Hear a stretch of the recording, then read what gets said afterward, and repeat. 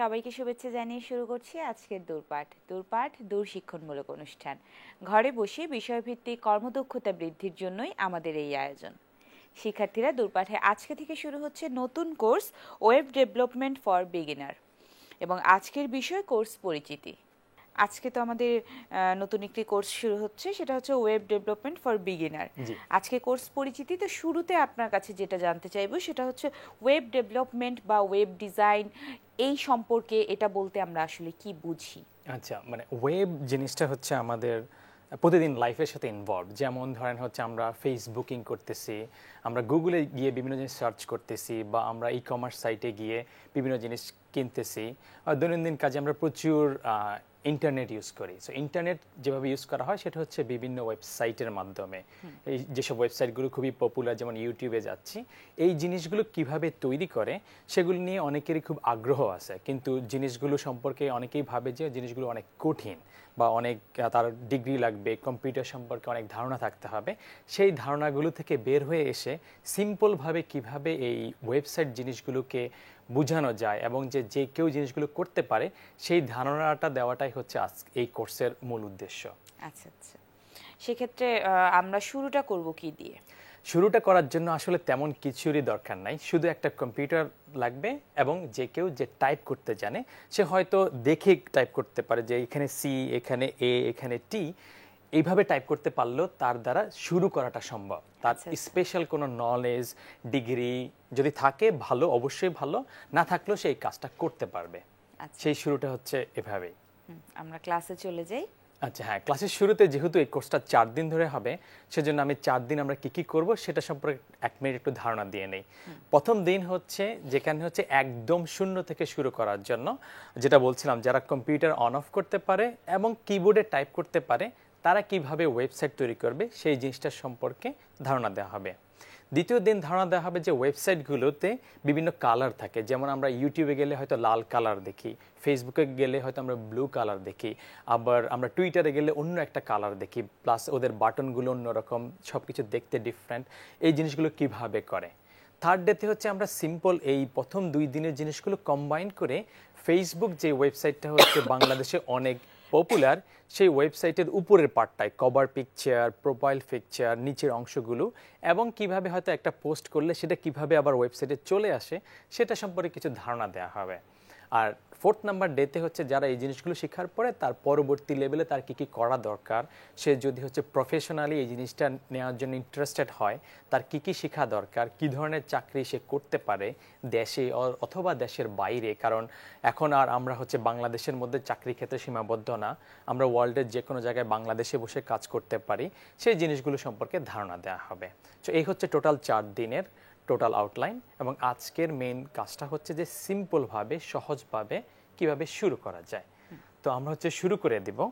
শুরু করার জন্য আমার প্রথম টার্গেট যেটা, সেটা হচ্ছে যে ওয়েবসাইট তৈরি করার জন্য, সিম্পল ওয়েবসাইট তৈরি করার জন্য আমি যেটা বলি সেটা হচ্ছে যে নুডলস তৈরি করতে লাগে 2 মিনিট, ওয়েবসাইট তৈরি করতে লাগে 5 মিনিট। আমরা দেখি আসলে 5 মিনিটের আগেই ওয়েবসাইট তৈরি করা যায় কিনা। তো প্রথম যে কাজটা করব সেটা হচ্ছে আমি এখানে এখন মনিটরে চলে যাব। সেখানে আমি কি করব সেটা হচ্ছে যে স্টার্ট মেনুতে আছে, সেখানে ক্লিক করে সব কম্পিউটারে বাই ডিফল্ট ইনস্টল করা লাগবে না কোনো কিছুই। সে যদি গিয়ে নোট টাইপ করে তাহলে এই নোটপ্যাড এই জিনিসটা দেখাবে। তো আমরা হচ্ছে এই জিনিসটাকে ওপেন করব। ওপেন করার পরে এখানে আমরা কিছু একটা লিখব, কেউ হয়তো তার নাম লিখতে পারে। আমি লিখতেছি হচ্ছে আমার সোনার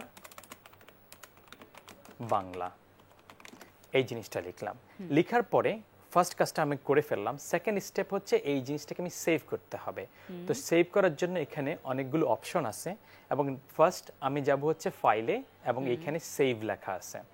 সো আমরা সেভে দিলে একটা জিনিস ওপেন হবে, এবং আমি যেই জায়গাটায় জানি সেখানে আমি এই জিনিসটাকে সেভ করব। সো আমি সি ড্রাইভে লার্নিং নামে একটা ফোল্ডার আছে, এই জায়গাটায় আমি এই ফাইলটা সেভ করব। অন্যরা চাইলে অন্য যে কোনো জায়গায় সেভ করতে পারে, যাতে সে পরবর্তীতে দরকার হলে ওই জায়গাটায় খুঁজে বের করতে পারে। আর সেভ করার ক্ষেত্রে আমাকে একটু খেয়াল রাখতে হবে যে নিচে এই জায়গাটায় যেখানে লেখা আছে সেভ অ্যাজ টাইপ, এই জায়গাটায় ক্লিক করলে অল ফাইলস এই অপশনটা সিলেক্ট করতে হবে। কেন করতেছি সেটা একটু পরে জানা যাবে। আর আমি সেভ করব কিভাবে, আমি নাম দিলাম বিডি, এবং তারপরে একটা স্পেশাল জিনিস লিখব, সেটা হচ্ছে .html। আমি আরেকবার বলে দিচ্ছি, বিডি নামটা ফাইলের নাম দেওয়ার পরে লিখলাম .html। কেন লিখলাম সেটা একটু পরে জানবো, জাস্ট সেভ করে দিলাম। তারপর আমার কাজ হচ্ছে আমি সেই ফোল্ডারটায় যাব, এই যে এই ফোল্ডারটা যেখানে আমার উইন্ডোজ সি ড্রাইভে লার্নিংটা আছে, সেখানে অলরেডি দেখা যাচ্ছে যে এটা একটা ওয়েবসাইটের মতো একটা সিম্বল হয়ে গেছে, যেটা আমার যেহেতু এখানে গুগল ক্রোম ব্রাউজার হিসেবে ইনস্টল করা আছে, সেজন্য ক্রোমের সিম্বল দেখাচ্ছে। কারো যদি ফায়ারফক্স থাকে তাইলে সেখানে ফায়ারফক্সের সিম্বল দেখাবে, অন্য কিছু থাকলে অন্য কিছু। যার যেটাই দেখাক না কেন, সে যদি এখানে জাস্ট দুইবার ক্লিক করে, অর্থাৎ ডাবল ক্লিক করে, তাহলে দেখা যাবে যে একটা ওয়েবসাইট ওপেন হয়ে গেছে এবং এখানে দেখা যাচ্ছে যে এই ব্রাউজারে যেখানে অন্যান্য জিনিস আমরা ওপেন করি সেখানেই একটা ওয়েবসাইট হয়ে গেছে। এইভাবেই কিন্তু ওয়েবসাইট বানায়। তার মানে কি, আমার নুডলস বানানোর আগেই দেখা গেল যে আমার ওয়েবসাইট বানানোর কাজ শেষ, আমি সিম্পল কাজটা করে ফেলছি। কিন্তু এইটা কিন্তু আমরা যেসব ওয়েবসাইটের সাথে পরিচিত তার ধারে কাছেও নাই। তো আমরা সেখানে কিভাবে যাব, সেই স্টেপ বাই স্টেপ যাওয়ার জন্য আমরা আরেকটু কাজ করব। হয়তো আমরা কাজটা এখানেই শেষ করব না, আরও কথা আমরা সেখানে অ্যাড করব। যেমন আমার সোনার বাংলা আমি তোমায় ভালোবাসি, এই জিনিসটা আমি যখন আরও অ্যাড করলাম, তারপর আমার কাজ হচ্ছে আমি সেভ করব। প্রত্যেকবার সেভ করতে গেলে আমি ফাইলে যাব, তারপর সেভ করব, বা এই ডান পাশে লেখা আছে Ctrl+S, আমি কিবোর্ডে Ctrl+Sও প্রেস করতে পারি। তো এটা করে দিলাম। করে দেওয়ার পরে আমি যেই জিনিসটা অ্যাড করেছি এখানে, সেটা কিন্তু এই জায়গাটায় দেখাচ্ছে না। সো আমি দুইটা কাজ করতে পারি। একটা কাজ করতে পারি, আমার যেখানে সেভ করা আছে সেখানে গিয়ে আবার ডাবল ক্লিক করতে পারি, তাহলে এই জিনিসটা আমি নতুন যেটা অ্যাড করেছি সেটা চলে আসছে, সিম্পল। কিন্তু আমি কি প্রত্যেকবার একটু চেঞ্জ করে আবার নতুন করে খুলবো? তাহলে তো অনেকগুলো জিনিস ওপেন হয়ে যাবে। না, এত কষ্ট করার দরকার নাই। জাস্ট সিম্পলভাবে আমরা যদি আগের জায়গাটায় যাই, যেখানে শুধু প্রথম পার্টের লেখাগুলো আছে, তারপরে আমি যদি রিফ্রেশ করে ফেলি, যেটা সবাই, আমার যদি হচ্ছে কানেকশন না পাওয়া যায়, অনেক সময় আমরা রিফ্রেশ করি ওয়েবসাইট, সেই একইভাবে করলে ওই লেখাটা চলে আসবে। এখন আমি যদি আরও কিছু এখানে টাইপ করি, যেমন হচ্ছে চিরদিন তোমার আকাশ তোমার বাতাস, এরকম যদি টাইপ করি, আমি সেভ করলাম Ctrl+S প্রেস করে, বা কেউ এখানে ক্লিক করতে পারে, তারপর এখানে এসে এই রিলোড করলে ওই লেখাগুলো চলে আসবে। না হলে আমাদের প্রাথমিক পার্টটা জানা হলো। এখন আমরা দেখি যে আমরা কি করলাম। আমরা তখন সেভ করার সময় .html লিখছিলাম। এই জিনিসটা আসলে কি? এই জিনিসটা আর কিছুই না, সেটা হচ্ছে, এটা ফুল ফর্মটা যদি জানতে চাই, সেটা হচ্ছে হাইপারটেক্সট মার্কআপ ল্যাঙ্গুয়েজ। তার মানে এটা এক ধরনের ল্যাঙ্গুয়েজ বা ভাষা। যেমন আমাদের ভাষা হচ্ছে কি, আমাদের ভাষা হচ্ছে বাংলা, আমরা বাংলায় কথা বলি এবং আমরা অন্যদের সাথে সেই বাংলা দিয়ে ভাব প্রকাশ করি। কিন্তু এই বাংলা ভাষাটা যদি আমরা হচ্ছে চীনে গিয়ে বলি, রাশিয়াতে গিয়ে বলি, বা আমাদের আশেপাশের দেশে গিয়ে বলি, তারা কিন্তু বুঝতে পারবে না যে আমরা কি বলতেছি। তার মানে আমি যদি চীনে যাই, তাহলে চীনের ভাষায় কথা বলতে হবে, রাশিয়ায় গেলে রাশিয়ার ভাষায় কথা বলতে হবে। সো ওয়েব ডেভেলপমেন্টের ক্ষেত্রেও একই জিনিস। আমি যখন ওয়েবের তৈরি করব, ওয়েবসাইট রিলেটেড কথা বলবো, সেটা আমার কিন্তু ওয়েবের ল্যাঙ্গুয়েজ দিয়ে বলতে হবে। আর এই ওয়েবের ল্যাঙ্গুয়েজটাই হচ্ছে হাইপারটেক্সট মার্কআপ ল্যাঙ্গুয়েজ বা HTML। সো আমরা আবার ল্যাপটপে দেখাচ্ছি, সেটা হচ্ছে কি, সেটা হচ্ছে আমি এই HTML করেছি। সেজন্য আমি যত ওয়েবসাইট তৈরি করব সব .html দিয়েই তৈরি, এবং দুনিয়াতে যত ওয়েবসাইট আছে, ফেসবুক, টুইটার, ইউটিউব, সবার মূলে কিন্তু আছে এই HTML জিনিসটা। তো সব ল্যাঙ্গুয়েজে যেমন কিছু রুল থাকে যে ল্যাঙ্গুয়েজের কিভাবে হয়। আমরা যেমন হচ্ছে হয়তো বাংলায় বললে হচ্ছে আমরা বলি আমার সোনার বাংলা আমি তোমায় ভালোবাসি, বা ইংলিশে যদি আমরা বলতে চাই আই লাভ ইউ, বা আই লাভ বাংলাদেশ। তার মানে একটা শুরু আছে এবং শেষ আছে। HTML ল্যাঙ্গুয়েজেও একটা প্যাটার্ন আছে, সেটা হচ্ছে সবগুলো জিনিসেই একটা শুরু থাকবে সব সেন্টেন্সেই, এবং একটা শেষ থাকবে। ওকে, এই শুরু আর শেষ থাকলে এখানে আরও দুটো জিনিস আছে। একটা জিনিস হচ্ছে সব শুরুর জিনিসগুলো, এই যে আমরা লেস দেন সাইনটা ইউজ করি, বা অনেক সময় এটাকে বলে অ্যাঙ্গেল ব্র্যাকেট, এই অ্যাঙ্গেল ব্র্যাকেট দিয়ে শুরু করতে হবে এবং শেষ করতে হবে গ্রেটার দেন সাইন দিয়ে। এই জিনিসটা আমি যখনই দেখি, আমার সবসময় বার্গারের কথা মনে পড়ে। যেমন বার্গারের দুপাশে হচ্ছে ব্রেড বা পাউরুটি থাকে, মাঝখানে চিকেন বা অন্য কিছু থাকে। তার মানে আমি যদি ভুলে যাই কখন কি সাইন দিব, আমি সবসময় মনে রাখি যে আমি শুরু করব হচ্ছে চিকন মাথাটা বাইরের দিকে থাকবে, মোটা দিকটা ভিতরের দিকে থাকবে, যাতে দুপাশ থেকে চেপে ধরা হচ্ছে এই চিকেনের পিসটাকে বা বিফের প্যাটিটাকে, যেটাকে ধরা হচ্ছে। সো শেষের পার্টটাও একই রকম করব। এবং সেকেন্ড রুলটা হচ্ছে যে এটা প্রথমে আমরা যে পার্টটা লিখব শেষেও আমরা একই জিনিস লিখব। তো আমরা লিখলাম। এখন যে কেউ শুধু যদি এই পার্টটা দেখে তাহলে তারা কনফিউজড হয়ে যাবে আসলে কোনটা শুরু কোনটা শেষ, বা আমি বলি হচ্ছে কোনটা মাথা আর কোনটা লেজ, তারা কনফিউজড হয়ে যাবে।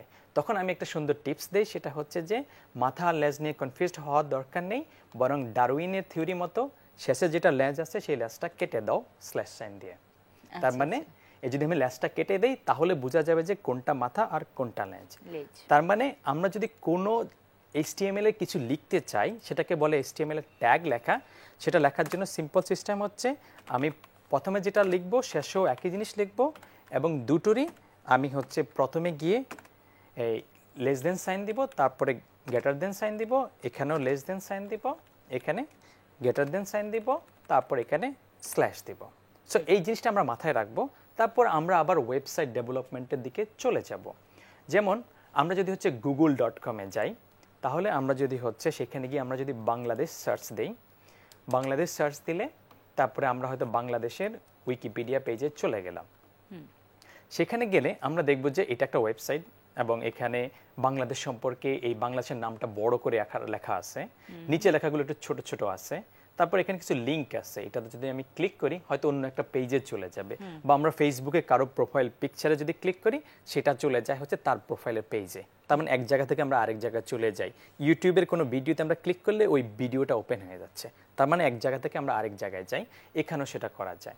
তার পাশে ডান পাশে হচ্ছে ছবি আছে, যেটা হচ্ছে কি, সেটা হচ্ছে বাংলাদেশের ফ্ল্যাগ। তো এই কাজগুলো আমরা কত সহজভাবে করতে পারি, এগুলো একটা একটা করে শুরু করব। তো শুরুর প্রথম দিকেটা হচ্ছে বাংলাদেশের নাম, এটা একটু বড় আকারে লেখা আছে। তো সেটা যদি আমরা করতে চাই, এটা হচ্ছে কি পেজের সবার উপরে আছে, এটাকে বলা হয় হেডার। আর হেডার শব্দটা শুরু হয় এইচ দিয়ে, আমরা যদি লিখি হেডার, তার মানে ওয়েবসাইটে যত আমরা হেডার তৈরি করব সব শুরু হবে এইচ দিয়ে। এবং হেডারের অনেকগুলো ক্যাটাগরি আছে, একটা হচ্ছে খুব টপ লেভেলের হেডার, তারপর একটু ছোট একটু ছোট একটু ছোট করে 1 থেকে 6 পর্যন্ত আছে। এখানে আমি 2-3টা দেখাবো, যারা বাসায় প্র্যাকটিস করবে তারা সব কটাই প্র্যাকটিস করতে পারে। সো এই হেডার যেহেতু এইচ দিয়ে শুরু হচ্ছে, তো আমি হচ্ছে ল্যাপটপে যাব, সেখানে আমি একটা ট্যাগ লিখবো H1, যেটা হচ্ছে হেডারদের মধ্যে সবচেয়ে উপরের লেভেলের হেডার, এবং শুরু H1 দিয়ে করব, শেষও H1 দিয়ে। ওই যে উপরে আছে স্টার্ট স্টার, তো একই সিস্টেম ফলো করব। জাস্ট এটা আমি হচ্ছে বার্গারের ভিতরে H1টা রাখবো, শেষের পার্টটাও একইভাবে রাখবো, এবং এখানে আমি লেসটা কেটে দিব। বাস আমার ট্যাগ লেখা শেষ। তার ভিতরে আমি লিখে দিলাম বাংলাদেশ।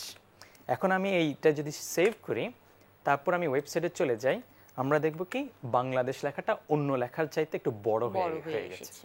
একইভাবে আমরা যদি আরেকটা ট্যাগ লিখি, সেটা হচ্ছে কি H2, এবং শেষ করব H2 দিয়ে। এটা হচ্ছে আমরা বার্গারের ভিতরে রেখে দিলাম। তারপরে H2টাও হচ্ছে আমরা, যেহেতু এটা ল্যাচ পার্ট, আমরা কেটে দিলাম। এখানে আমরা ঢাকা লিখলাম।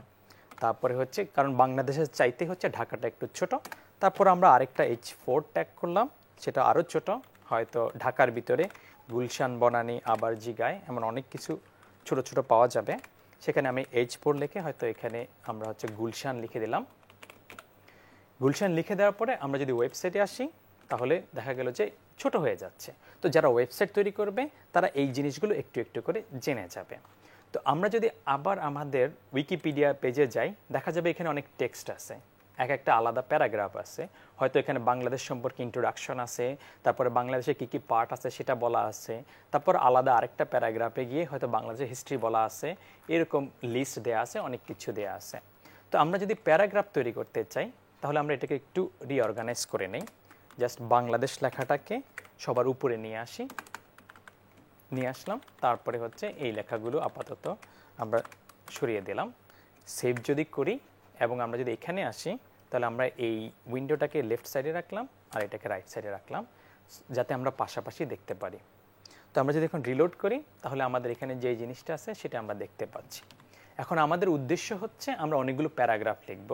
তো টাইপ করার সময় বাঁচানোর জন্য আমরা জাস্ট কপি পেস্ট করে দিলাম, এবং আমরা বললাম যে এটা নতুন আরেকটা প্যারাগ্রাফ, এটা আলাদা প্যারাগ্রাফ। সেভ করলাম, তারপরে এখানে আমরা রিলোড করতে গেলাম, কিন্তু সেটা হচ্ছে না।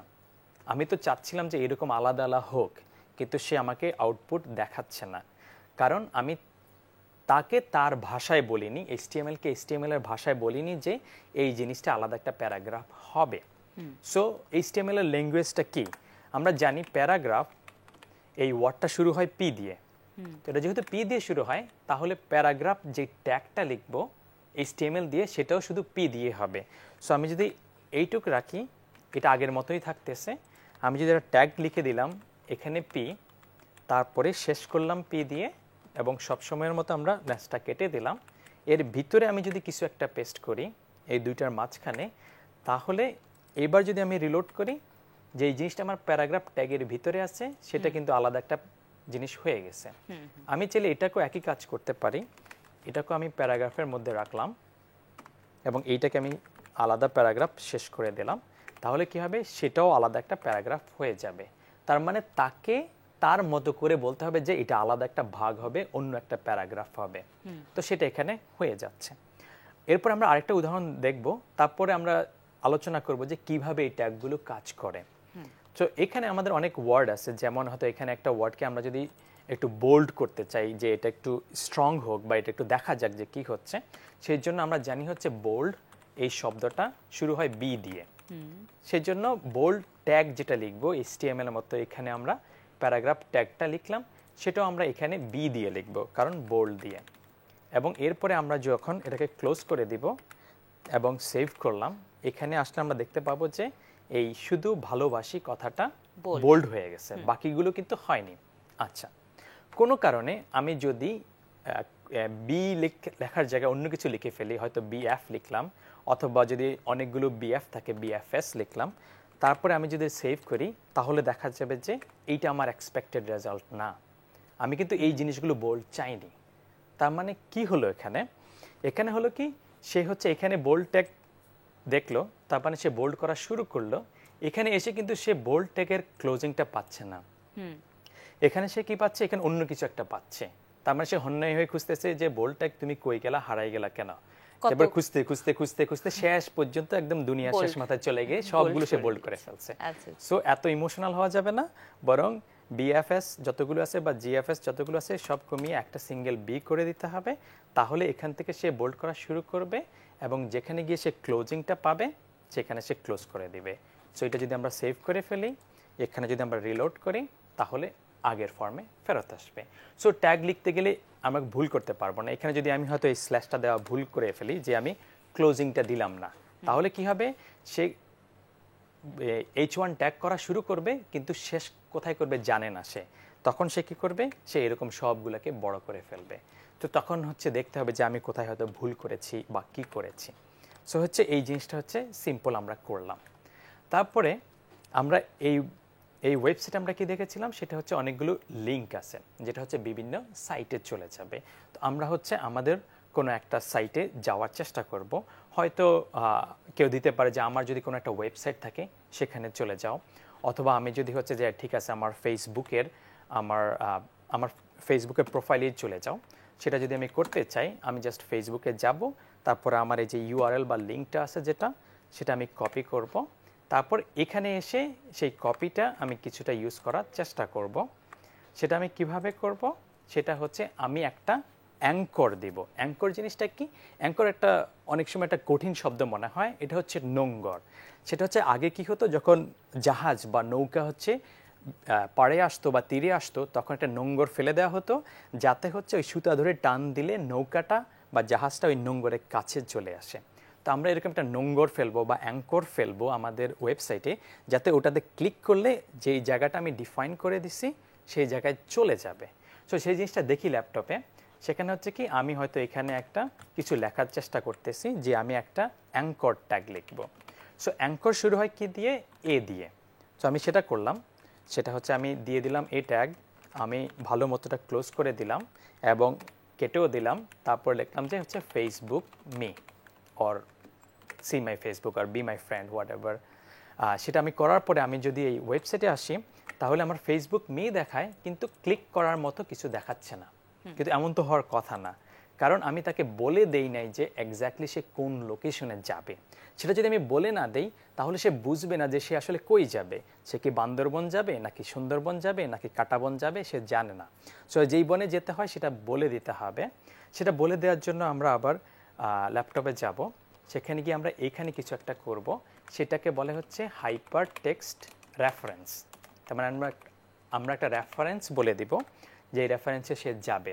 সো হাইপার টেক্সট রেফারেন্স লেখার জন্য আমরা হাইপারের এইচ এবং রেফারেন্সের REF, এই দুটো মিলে কি হয় href। তার মানে আমরা যত লিঙ্ক তৈরি করব সব জায়গায় আমরা href দিব, তারপর সমান চিহ্ন দিয়ে ডাবল কোটেশনের ভিতরে আমরা কোথায় যাবে সেটা দিয়ে দিব। আমি যেহেতু কপি করেছি এই জিনিসটা যে আমার ফেসবুক পেজে চলে যাও, আমরা সেভ করলাম। তারপরে এখানে গিয়ে আমি যদি রিলোড করি এই পেজটা বা রিফ্রেশ করি, তাহলে দেখা যাবে কি আমার এই লিঙ্কটা কিন্তু চলে আসছে। আমি যদি এখন ক্লিক করি এটাতে, সে কিন্তু আমার ফেসবুকে চলে যাবে। আমি যদি হচ্ছে অন্য একটা ওয়েবসাইটের জিনিস দেই, যে আমার হয়তো আরেকটা ওয়েবসাইট আছে, সেটা হচ্ছে jonkarmahbub.com। এই সাইটে হয়তো আমার বিভিন্ন ব্লগ বা ভিডিও যে জিনিসগুলো আমি দেই, গুগলে চাকরি করার জন্য কি করা লাগবে, বিভিন্ন প্রোগ্রামিং রিলেটেড জিনিসগুলো আমি এখানে পাবলিশ করি রেগুলারলি।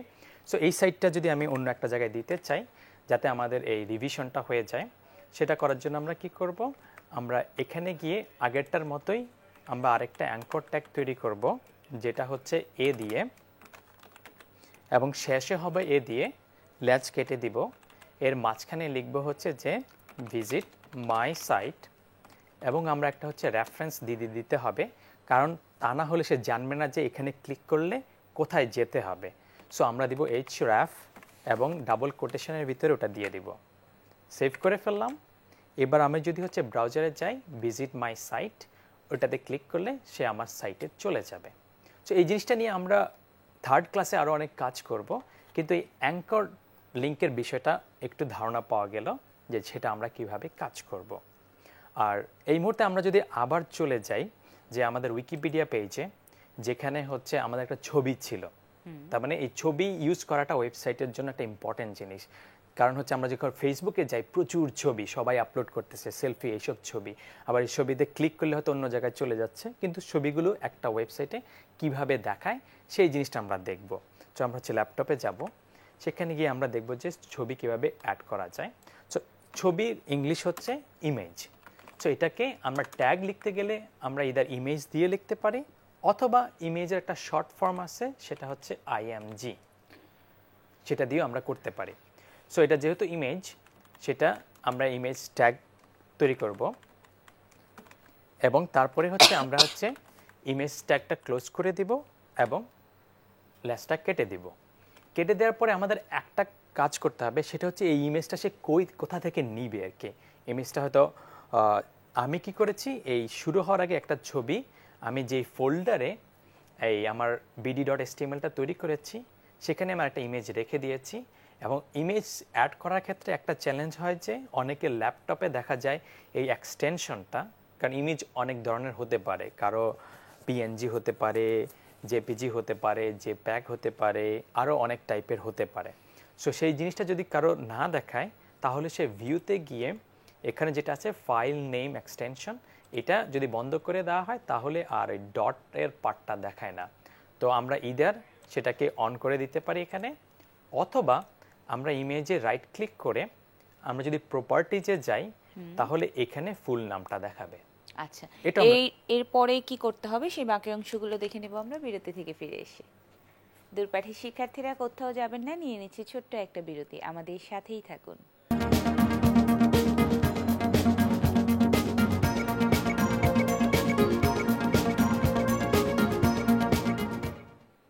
ফিরে এলাম বিরতি থেকে। শিক্ষার্থীরা, দূরপাঠে আজকে থেকে শুরু হয়েছে নতুন course web development for beginner.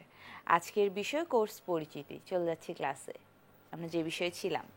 হ্যাঁ, আমরা কথা বলছিলাম যে একটা ওয়েবসাইটে কিভাবে হচ্ছে ইমেজ বা ছবি, পিকচার অ্যাড করা যায়, কারণ প্রচুর পিকচার আমরা প্রায় সব ওয়েবসাইটেই দেখি।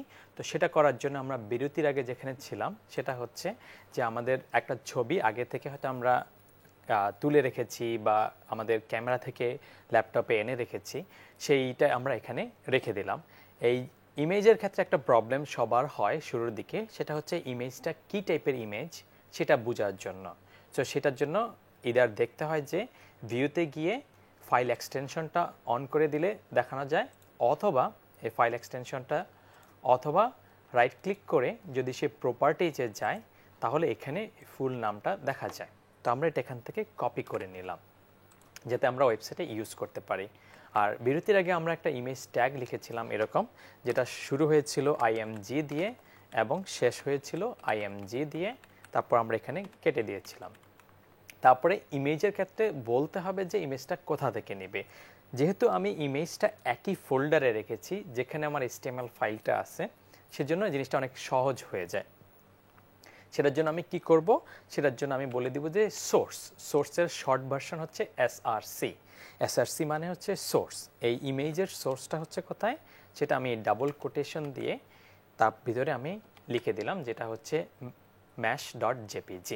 এটা যদি আমি সেভ করে নেই, তারপর আমি যদি হচ্ছে আমার ওয়েবসাইটে গিয়ে রিলোড করি, তাহলে দেখা যাবে যে মাশরাফি মুর্তজা বা যেই ছবিটা আমার ওখানে ছিল সেই ছবিটা আমার ওয়েবসাইটে চলে এসেছে।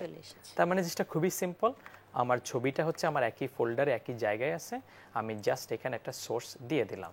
এখন আমি যদি হচ্ছে অন্য একটা পিকচার দিতে চাই, ইদার আমার ফেসবুকের কোনো একটা পিকচার অথবা যে কোনো ইন্টারনেটের কোনো একটা পিকচার দিতে চাই, সেজন্য আমি কি করব, আমি প্রথমে ইমেজ ট্যাগটা লিখে নিব আইএমজি, তারপর সেটা শেষ করে নিব এবং এখানে ল্যাচ কেটে দিব। এর ভিতর আমি সোর্স যেটা দিব সেটা হবে ইন্টারনেটের কিছু একটা জিনিস। সো আমরা অনেক কাজ করতে পারি। হয়তো আমরা হচ্ছে আমরা এখানে উইকিপিডিয়াতে গেলাম, তারপরে আমরা হয়তো বাংলাদেশের ফ্ল্যাগ একটা পিকচার আছে, সেই জিনিসটা আমরা যদি রাইট ক্লিক করি তাহলে কপি ইমেজ অ্যাড্রেস। কপি ইমেজটা হচ্ছে ইমেজটাকে কপি করবে, কপি ইমেজ অ্যাড্রেস মানে ইমেজের অ্যাড্রেসটাকে কপি করবে। অথবা আমরা যদি হচ্ছে অন্য যে কোনো সাইটে যাই, হয়তো আমরা এই সাইটে গেলাম, এখানে গিয়ে হয়তো এই একটা পিকচার আছে, এটা যদি আমি রাইট ক্লিক করি তারপরে আমি ইমেজ অ্যাড্রেসটা নিয়ে নিব। যে কোনো ইমেজের উপরে রাইট ক্লিক করলেই সেখানে ইমেজ অ্যাড্রেসটা দেখাবে, কপি করার অপশন, সেটা আমি কপি করে আমি আমার যেইখানে আমি কোড লিখছিলাম ওয়েবসাইটে সেটা এখানে আমি পেস্ট করে দিলাম, তাহলে এটা এখানে চলে আসবে। তারপর আমি যখন ওয়েবসাইটে যাব, তারপর আমি যখন রিফ্রেশ করব তখন দেখা যাবে ওই ইমেজটাই আমার ওয়েবসাইটে চলে এসেছে। এইভাবে হচ্ছে অন্য ওয়েবসাইটের জিনিস যদি আমার পারমিশন থাকে ইউজ করার, তাহলে আমি আমার ওয়েবসাইটে ইউজ করতে পারবো। আচ্ছা, তাহলে ইমেজের জিনিসটাও বোঝা গেল যে কিভাবে একটা ওয়েবসাইটে ইমেজ জিনিসগুলো অ্যাড করা হয়। তারপর আমরা দেখব আমরা যখন হচ্ছে কোনো একটা ওয়েবসাইটে যাই সেখানে কি কি থাকে। সেখানে হচ্ছে অনেক সময় আমরা যদি ফেসবুকে লগ ইন করতে চাই, হয়তো আমরা নতুন একটা ফেসবুকে যখন লগ ইন করতে চাই তাহলে কি চাই, আমাদের কাছে চাই যে হ্যাঁ তোমরা ইমেল অ্যাড্রেস দাও, পাসওয়ার্ড দাও, এই জিনিসগুলো জানতে চাই। তার মানে কোনো একটা ইনপুট এখানে নিবে, তারপরে দেওয়ার পরে সেখানে আমি বলবো যে আচ্ছা ঠিক আছে আমি দিয়ে দিয়েছি। তার মানে এই জিনিসগুলো কিভাবে করে, তো এই জিনিসগুলো করে হচ্ছে এখান থেকে আমরা যদি উপরে করতে চাই আমরা ইনপুট নিচ্ছি কারো কাছ থেকে যে আমাদেরকে কিছু ইনফরমেশন দাও, হয় তোমার নেম দাও, তোমার ইমেল অ্যাড্রেস দাও বা তোমার পাসওয়ার্ড দাও, তারপরে আমরা দেখব যে সেই জিনিসগুলো ঠিক আছে কিনা। তার মানে আমরা ইউজারের কাছ থেকে ইনপুট নিচ্ছি। সেটা নেওয়ার জন্য আমরা হচ্ছে ল্যাপটপে যাব, সেখানে আমরা একটা ইনপুট ট্যাগ লিখব, ইনপুট। এটা যদি আমরা লিখি তারপরে আমরা যদি ওখানে চলে যাই, ওয়েবসাইটে চলে যাই, তারপর দেখা যাবে যে এইখানে একটা ইনপুট ট্যাগ দেখাচ্ছে। আমি এই ইমেজটাকে হয়তো নিচে পাঠিয়ে দেব। নিচে পাঠানোর জন্য কি হচ্ছে, এখন জিনিসটা একই লাইনে আসতেছে, রাইট, এখানে এবং তারপর এটা আসছে। আমি যদি নিচের লাইনে পাঠাতে চাই অনেকভাবে করা যায়, তার মধ্যে একটা উপায় হচ্ছে যে আমি লাইন ব্রেক দিয়ে দেব, সেটাকে বলে BR, তার মানে আমি ব্রেক দিয়ে দিলাম, ব্রেক। আর আরেকটা জিনিস আছে, সেটা হচ্ছে কি অনেক ক্ষেত্রে যদি কোনো একটা ট্যাগের মাঝখানে কিছু না থাকে, জিনিসটা আমি বলতেছি, এখানে H1 যেই জিনিসটা আছে সেখানে হচ্ছে কি, সেখানে হচ্ছে এই ট্যাগের মাঝখানে বাংলাদেশ কথাটা লেখা আছে। আর আমার যেহেতু ইনপুটের ভিতরে কোনো কিছু আমি হয়তো লিখবো না, কোনো টেক্সট দিব না, তাহলে আমি চাইলে এভাবে ইনপুট লিখতে পারি, সেটা হয়। আবার আমরা যদি হচ্ছে একটু প্রোগ্রামাররা সাধারণত একটু লেজি টাইপের হয়, অলস টাইপের হয়, সেজন্য তারা শর্টকাটে এটা দিলেও বোঝা যায় যে ওই ট্যাগটা ওখানেই ক্লোজ হয়ে গেছে। এটা সাথে একটা ফোন আছে, ফোনটা নিয়ে নিচ্ছি। ঠিক আছে। হ্যালো, আসসালামু আলাইকুম। ওয়ালাইকুম আসসালাম। শিক্ষার্থী নাম বলে প্রশ্ন করুন। আমি ঢাকা থেকে আজিজ বলছিলাম। আমি স্যারের সাথে একটু কথা বলতে চাচ্ছিলাম। জি, শুনতে পাচ্ছে, বলুন। আচ্ছা, আমার প্রশ্নটা হচ্ছে, স্যার যে বললেন এর আগে যে কোনো একটা ওয়েবসাইট থেকে যদি আমি এই ছবিটা নিই, তারপরে আমার এখানে যদি লিঙ্কটা দেখি, তাহলে আমার এখানে ছবিটা চলে আসতেছে। জি। তো আমার প্রশ্নটা হচ্ছে, যার ওয়েবসাইট থেকে আমি ছবিটা নিলাম, উনি যদি কোনো সময় কোনো কারণে ওই ছবিটা ডিলিট করে দেয়, তাহলে কি আমার ওয়েবসাইট থেকে ছবিটা চলে যাবে কিনা? জি, সেটা অবশ্যই চলে যাবে। জি, সুন্দর প্রশ্ন করেছেন। আর কোনো প্রশ্ন আছে আপনার? জি না ম্যাডাম, আমার আর জি, কোনো প্রশ্ন নাই। ধন্যবাদ। আচ্ছা, হ্যাঁ, আমি অ্যান্সারটা দিচ্ছি। সেটা হচ্ছে হ্যাঁ, ওর কারণ আপনি জিনিসটা আপনার লোকাল মেশিনে নাই, সেটা হচ্ছে আরেকজনের রিসোর্স থেকে আপনি নিচ্ছেন। হয়তো আপনি বলতেছেন যে আচ্ছা অমুক জায়গায় একটা দোকান আছে, সেই দোকানটা আমি এখানে দেখাচ্ছি বা এটার ইনফরমেশন দিচ্ছি। ওই দোকানটা যদি ভেঙে ফেলে তাহলে কিন্তু আপনি আর বলতে পারবেন না যে অমুক জায়গায় একটা দোকান আছে।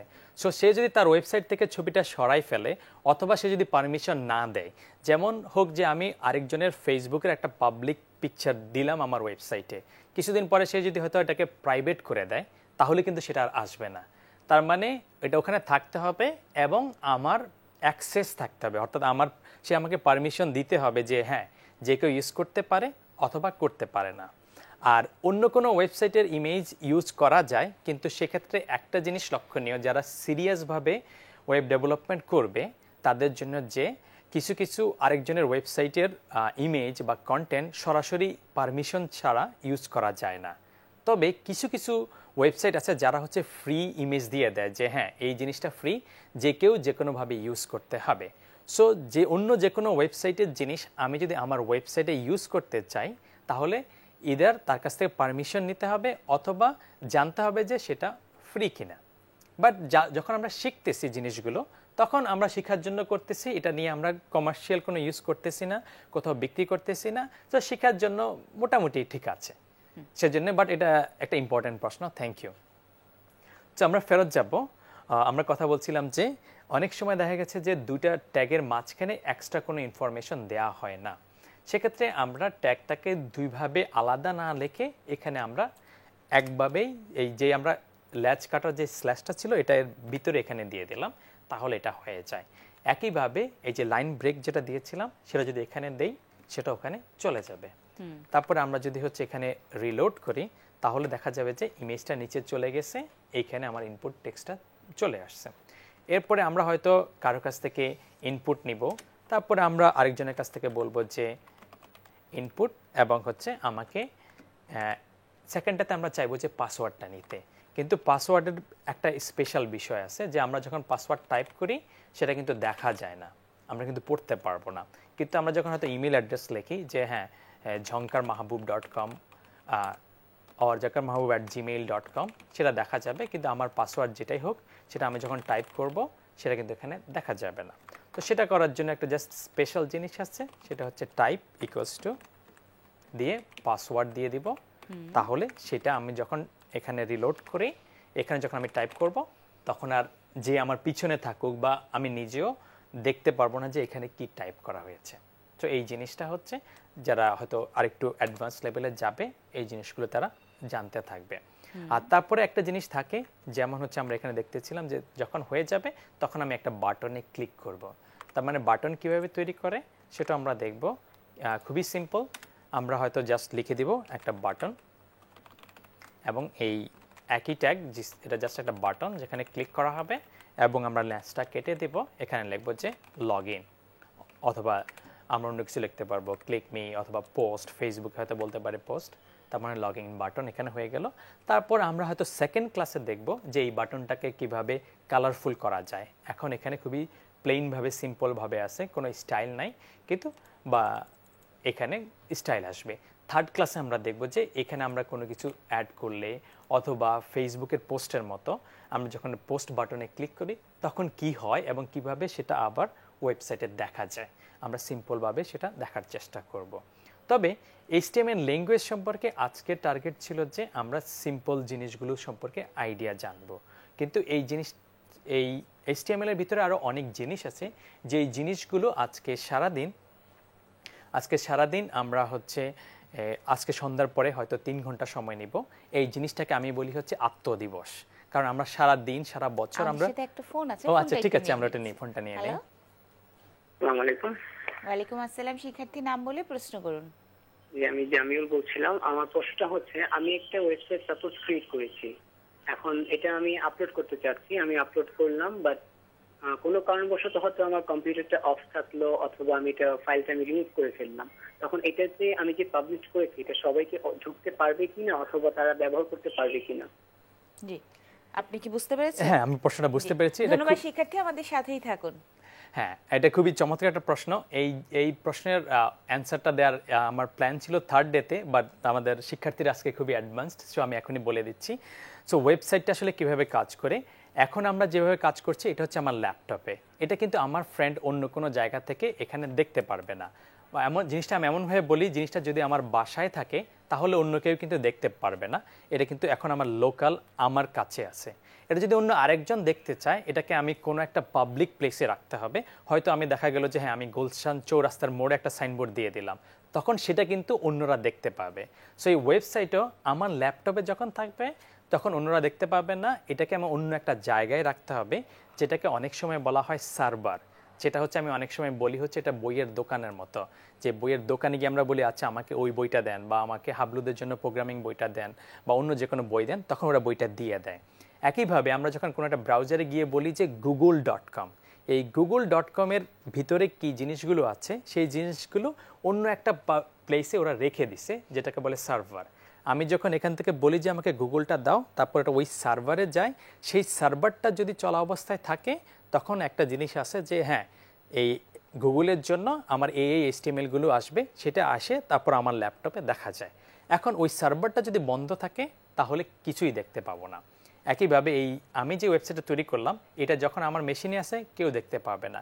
এটা যদি আমার কোনো একটা ওয়েবসাইটের আমি নাম কিনলাম, তারপরে ওই সার্ভারের কিছু জায়গা কিনে বললাম যে আমাকে এটা মাসে আমি একটা বছরে একটা ভাড়া দিব $10 $5, আমার ফাইলগুলো ওখানে রাখতে দিবে।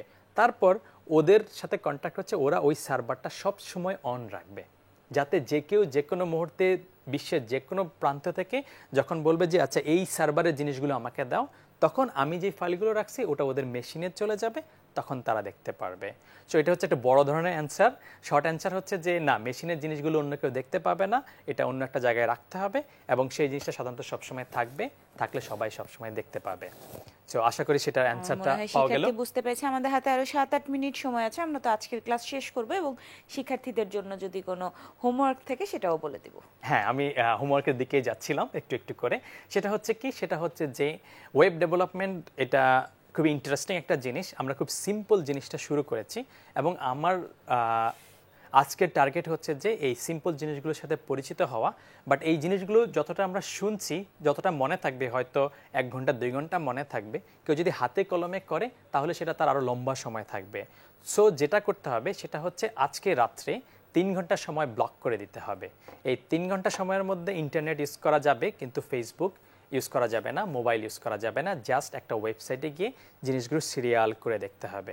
কারণ আমরা আমাদের ফ্যামিলি মেম্বারদের জন্য, বন্ধুদের জন্য, ফেসবুকের জন্য, ক্রিকেট খেলার জন্য, চ্যাম্পিয়ন্স ট্রফি দেখার জন্য অনেক সময় দিয়েছি। এবার নিজের জন্য 3 ঘন্টা সময় দিব আজকে রাত্রে। সেটাকে আমি বলি আত্মদিবস, কারণ আমি আমার জন্য সময় রাখি। এই আত্মদিবসে তোমরা যেটা করবা, তোমরা একটা ওয়েবসাইটে যাবা, সেটার নাম হচ্ছে W3 Schools। আমি আরেকবার বলতেছি, সেটা হচ্ছে W3 তারপর স্কুলস, জাস্ট স্কুলের মতো স্কুলস। এই ওয়েবসাইটে যখন আমরা যাব, তারপরে এখানে অনেক কিছু আছে, কিন্তু আজকের 3 ঘন্টার কাজ হচ্ছে আমরা লার্ন HTML-এ যাব। এই লার্ন HTML আমরা যখন যাব, এখানে অনেক কিছু দেয়া আছে। তার হচ্ছে হয়তো 70%, 90%, 50% অনেকে দেখে বুঝবে না। আমি যখন প্রথম গিয়েছিলাম আমিও বুঝি নাই, বুঝার তেমন কোনো দরকার নাই। এখানে জিনিস হচ্ছে জিনিসগুলো, ওয়ার্ডগুলোর সাথে পরিচিত হওয়া। এবং যেমন আমরা প্যারাগ্রাফ নিয়ে আলোচনা করেছিলাম, এখানে HTML প্যারাগ্রাফসে যদি ক্লিক করি তাহলে ওরা দেখাবে যে আচ্ছা প্যারাগ্রাফটা কিভাবে লিখতে হয়। তারপর ওরা আরও একটা জিনিস দিয়ে দিয়েছে যে ট্রাই ইউর সেলফ, আমরা নিজে নিজে ট্রাই করতে পারি। সেটা হচ্ছে এখানে গিয়ে আমরা লিখতে পারি যে আরেকটা প্যারাগ্রাফ, এখানে 3টা প্যারাগ্রাফ আছে, আমি হয়তো আরেকটা লিখলাম,